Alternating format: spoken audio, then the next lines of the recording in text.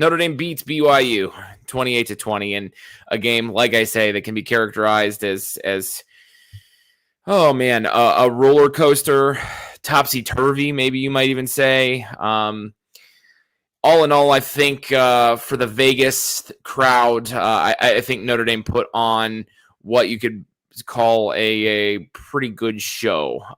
It was, Michael Mayer talked about it after the game. Great Notre Dame crowds. Notre Dame fans showed out. It was like a home game for Notre Dame. Really proud of all of those things. Not talking about basketball specifically, not talking about football specifically.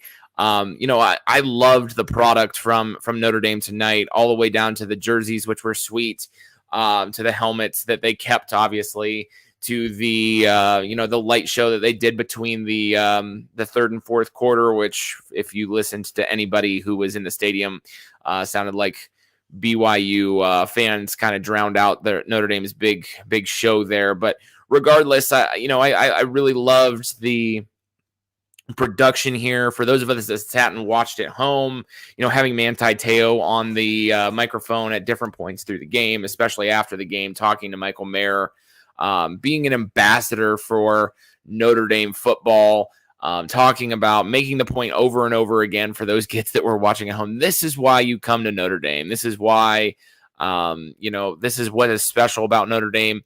I thought Michael Mayer hammered that home in his post-game interview. Perfect from the standpoint of production quality, and guys saying the right things at the right times after the game. If you watched Michael Mayer's post-game interview, obviously they're trying to, ask him questions about the huge game that he had, the 2 touchdowns he scored, I don't remember how many receptions, the 100 and some odd yards that he scored. And every single time they ask him a question about that, they talk about how he talks about how, he couldn't do it without the offensive line. He couldn't do it without Drew Pine. He couldn't do it without, the other receivers running the right routes, without Audric Estime running the ball, without the defense, with all of that stuff. And it was deflect, team. Manti Te'o, did a great job of really highlighting that, highlighting the fact that it was a Notre Dame home game, and it showed that way. All of those things from a production quality that has nothing really to do with football. Just great in Notre Dame's favor.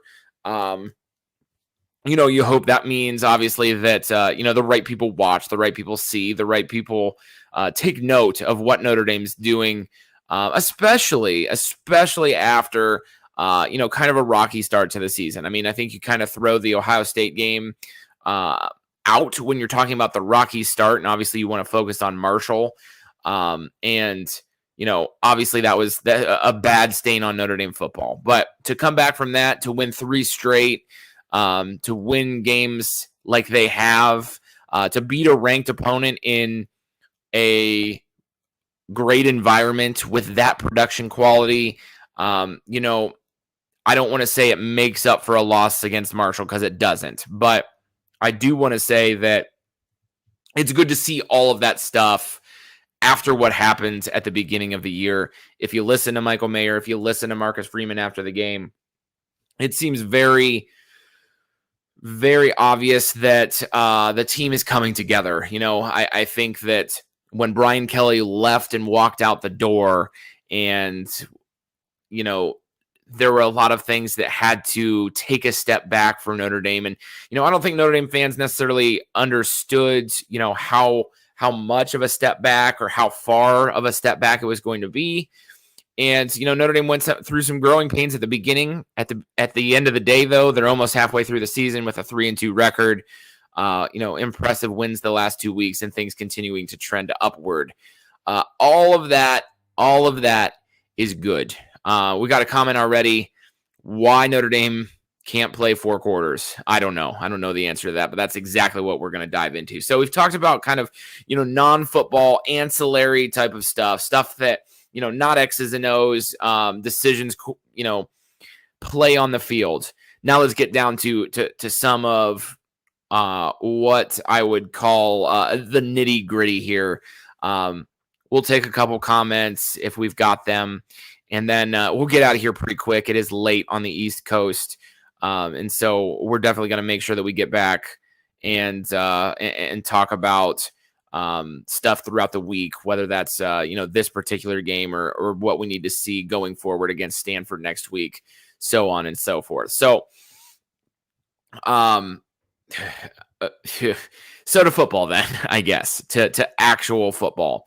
I think, obviously this game is still very fresh as I record this, still very new. I think when you really look back at this game, from my, and this is a little bit uncharacteristic of me, but from my somewhat pessimistic viewpoint of this game, because I already gave the optimistic viewpoint of this game. Obviously, Notre Dame's trending upwards. They've done the right things to regroup after Marshall and all of that to win games and win in this environment.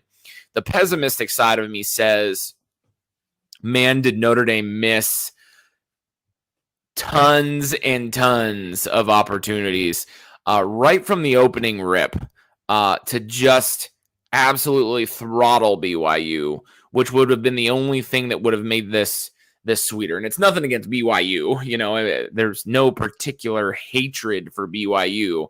I don't mean it that way. But what, Notre Dame fans want to see and have been craving for years under Brian Kelly, under Charlie Weiss, Tyrone Willingham, under whoever it was, quit playing down to opponents and just blow somebody out. And certainly there have been some blowouts. I'm not trying to say that Notre Dame has never blown anybody out. But when you get an opportunity to blow a team out like BYU on that stage, national television, late at night, in Las Vegas, wearing the shiny uniforms, all of that good stuff, to have that opportunity and not take advantage of it just stings ever so slightly. And so, a win is a win. I understand. I'm not going to argue that. I'm not going to argue the fact that Notre Dame beat a ranked team. I'm not going to argue the good things that are going to come out of this and came out of this and what Notre Dame showed, because there's a lot of good things that Notre Dame showed. I think anybody that listens to this show or tunes into any Notre Dame podcast or follows Notre Dame generally wants Notre Dame to be better than they are. And so, whether you're young like me, I'll air quotes young like me, I'm 31 years old. I was born in 1991. I've never seen Notre Dame truly to a point where I thought they could win a championship. College me, thought when in 2012 that Notre Dame could win a championship against Alabama. Weren't ready for that.